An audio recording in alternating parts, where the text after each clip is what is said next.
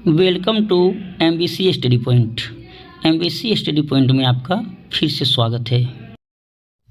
आज 9th biology भारतीय भवन चैप्टर 1 का अति लघु उत्तरीय प्रश्न अर्थात वेरी शॉर्ट क्वेश्चन का ओरल टेस्ट होगा, जिसमें एक एक करके पूछा जाएगा।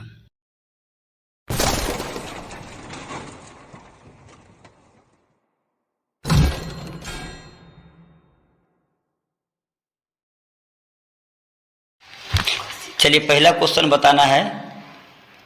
तुम खड़ा हो, तुम्हारा नाम क्या है? शिवानी कुमारी। शिवानी कुमारी। तुमको बताना है बाबू, कोशिका को सर्वप्रथम किस वैज्ञानिक ने देखा? रॉबर्ट हिक।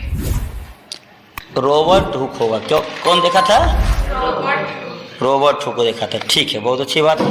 अब दूसरा क्वेश्चन है, कोशिका को जीवन की संरचनात्मक एवं क्रियात्मक इकाई क्यों कहा जाता है? इसका क्वेश्चन तुमको बताना है। क्या नाम है तुम्हारा? शालिनी कुमारी। शालिनी कुमारी। बताओ इसका आंसर क्या होगा? हम जानते हैं कि कोशिका जीवन की मूलभूत इकाई है। जीवित कोशिकाओं में मूलभूत कार्य करने की क्षमता होती है। सभी जीव कोशिकाओं के बने होते, इसलिए कोशिका इकाई कहा जाता है।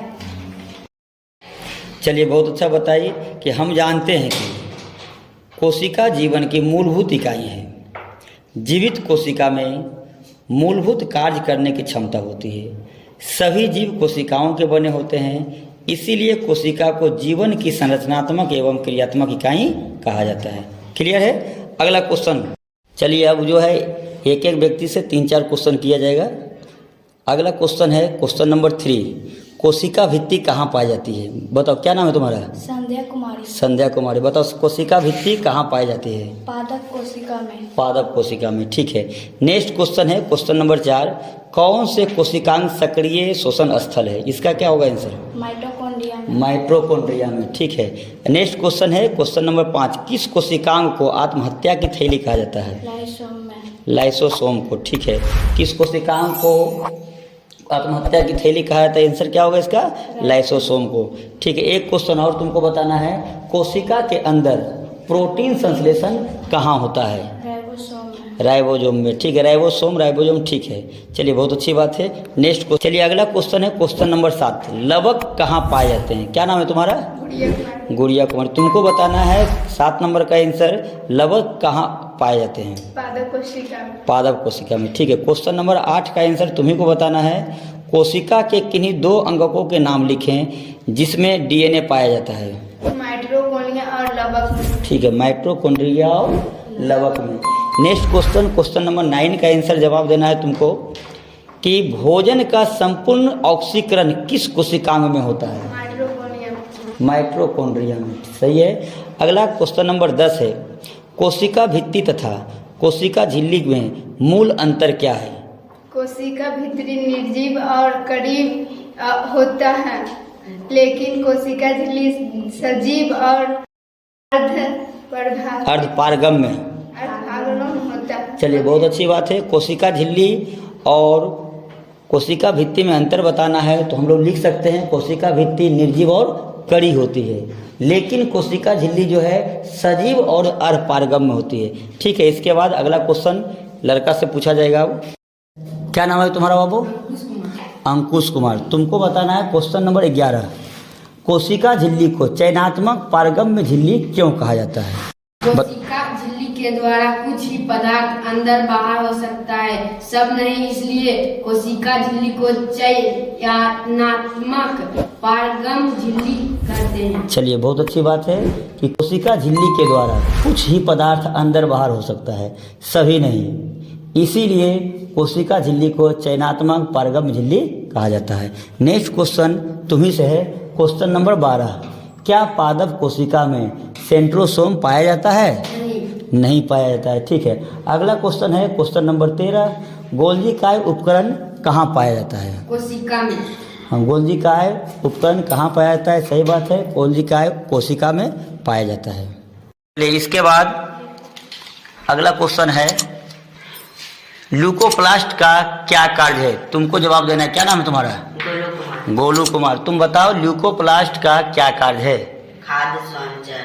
ठीक है, खाद्य संचय, बहुत अच्छी बात है। इसके बाद अगला क्वेश्चन तुम्ही को बताना है, अंतःपरद्रव्यी जालिका कितने प्रकार की होती है?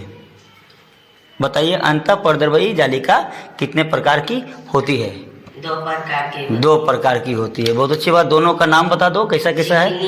चिकनी और दानेदार। ठीक है, चिकनी और दानेदार होती है, बहुत अच्छी बात है। अगला क्वेश्चन तुम्ही को बताना है, कौन सी कोशिकीय रचना जीन वाहक है? क्वेश्चन नंबर 16 है, कौन सी कोशिकीय रचना जीन वाहक है? डीएनए। डीएनए है, ठीक है। अगला क्वेश्चन, चलिए क्वेश्चन नंबर 17 बताना है कि क्रोमेटिन धागे कब क्रोमोजोम की तरह दिखाई पड़ता है? क्या नाम है तुम्हारा? सन्नी कुमार, बताओ। क्वेश्चन नंबर 17 कोशिका विभाजन के समय, बहुत अच्छी बात है। अगला क्वेश्चन, हम लोग जीन के बारे में पढ़ा चुके हैं कोशिका में, तो बताना है तुमको। क्वेश्चन नंबर 18 में क्वेश्चन है कि जीन किसे कहते हैं? डीएनए के खंड को हम जीन कहते हैं। चलिए, बहुत अच्छी बात है कि डीएनए के क्रियात्मक खंड को हम क्या कहते हैं? जीन कहते हैं। चलिए, अगला क्वेश्चन तुम्ही से है कि क्रोमोजोम का निर्माण किन किन घटकों से होता है? तो 3-4 घटक का नाम आपको बताना है, तो बताइए। एलिकिन से। ठीक है, एलिकिल से, ठीक है। दूसरा मैट्रिक्स से, ठीक है, बहुत अच्छी बात है। तीसरा क्रोमैटिक्स से। चौथा बताइए, सेंट्रोमियर से। चलिए, बहुत अच्छी बात है। चलिए, अगला क्वेश्चन है क्वेश्चन नंबर 20 कि केंद्रिका कहाँ पाया जाता है? बताओ। केंद्रिका केंद्र के अंदर केंद्र द्रव्य में पाया जाता है। चलिए, बहुत अच्छी बात है। केंद्रिका केंद्रक के अंदर केंद्रक द्रव्य में पाया जाता है। चलिए, अगला क्वेश्चन नंबर है 21, किस प्रकार की कोशिका में केंद्रक नहीं पाया जाता है? प्रोकैरियोटिक कोशिका में। चलिए, बहुत अच्छी बात है कि प्रोकैरियोटिक कोशिका में केंद्रक नहीं पाया जाता है। अगला क्वेश्चन आप ही से है कि कोशिका के भीतरी तथा बाहरी वातावरण के बीच गैसों का आदान प्रदान किस क्रिया द्वारा होता है? विसरण के द्वारा होता है। चलिए, बहुत अच्छी बात है, विसरण के द्वारा होता है। आपको बताया गया था विसरण किसे कहते हैं, ये भी बताया गया था। नेक्स्ट क्वेश्चन है क्वेश्चन नंबर 23। क्वेश्चन नंबर 23 में आपको बताना है कि पौधों में गैसों का आदान प्रदान किस संरचना के द्वारा होता है? अस्टोमेटा के द्वारा। हाँ, अस्टोमेटा के द्वारा। चलिए, ठीक है, बहुत अच्छी बात। चलिए, अगला क्वेश्चन है क्वेश्चन नंबर 24, पौधों के मूल रोम द्वारा जल के अवशोषण में किस क्रिया का उपयोग होता है? बताइए। प्रासरण क्रिया का उपयोग होता है। चलिए, बहुत अच्छी बात है, प्रासरण क्रिया का उपयोग होता है। अगला क्वेश्चन बताना है क्वेश्चन नंबर 25, जीवों का शरीर किससे बना होता है? कोशिका से। हाँ, जीवों का शरीर कोशिका से बना होता है। 1-2 क्वेश्चन और पूछ लिया जाए कि बहुकोशिकीय जीवों का विकास, क्वेश्चन नंबर 26 है, बहुकोशिकीय जीवों का विकास एक कोशिका से किस क्रिया द्वारा होता है? कोशिका विभाजन के द्वारा होता है। चलिए, बहुत अच्छी बात है, कोशिका विभाजन के द्वारा होता है। अगला क्वेश्चन आपको बताना है क्वेश्चन नंबर 27 कि एक ऐसे कोशिका का उदाहरण दे जो अपना आकार बदलती रहती है। अमीबा। बहुत अच्छी बात है कि अमीबा का अपना कोई आकार नहीं होता है। अगला क्वेश्चन है क्वेश्चन नंबर 28, जीवों के शरीर में कोशिकाओं की संख्या किस पर निर्भर करती है? कोशिकाओं की संख्या जीवों के शरीर के आकार पर निर्भर करता है। चलिए, बहुत अच्छी बात है। आपका कहना है कि कोशिकाओं की संख्या जीवों के शरीर के आकार पर निर्भर करता है। ये बात सही है कि जिस जीव का शरीर छोटा होगा उसमें कोशिका कम होगा, जिस जीव का शरीर बड़ा होगा उसमें कोशिका अधिक होगी। जैसे मान लिया जाए एक चूहा और एक हाथी को ले लिया जाए, तो चूहा में कोशिका की संख्या हाथी की तुलना में क्या होगा? कम होगा, और हाथी में कोशिका की संख्या क्या हो जाएगा? अधिक होगा। चलिए, आज 28 तक ही रहने देते हैं, या 1-2 क्वेश्चन और करा देते हैं। क्वेश्चन नंबर 29, क्वेश्चन नंबर 29 आपको बताना है केंद्रक के बारे में सर्वप्रथम किस वैज्ञानिक ने बताया था? मैक्स मूल्ज ने। ठीक है, मैक्स मूल्ज ने।